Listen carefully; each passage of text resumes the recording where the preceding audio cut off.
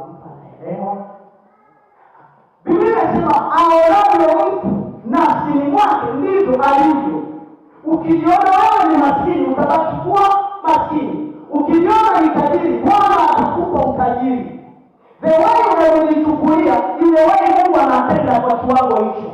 Yesu alimwambia yule mtu aliyekuwa ameugua miaka 38 akisubiria maji yachukuliwe apate kupona. Akamwambia, "Inuka, beba ule wako, ondoka." Yeye anasema, Bwana, mimi niko hapa kusubiria malaika aje achukue maji na mimi niingie nipone." Lakini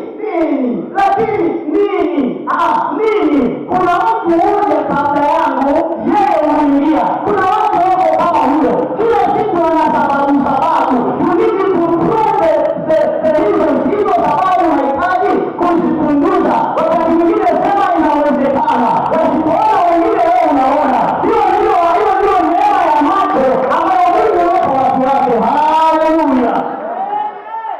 Wasipoona wengine wewe unafanyaje? Sasa yule jamaa mimi wananifurahisha. Yeye anasema mimi kila Yesu anataka kusema hivi, inuka. Na somo letu ni kitabu chetu Inuka. Hebu mwambie jirani yako, inuka. Hebu mshike mkono, alafu mwambie inuka.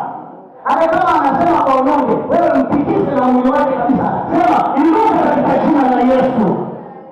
Hizo fursa usione kwa jina la Yesu. Kitu ambacho kinanifurahisha tena. Hebu angalia, cheki jambo lingine katika kitabu cha Kutoka. Cheki Kutoka 25.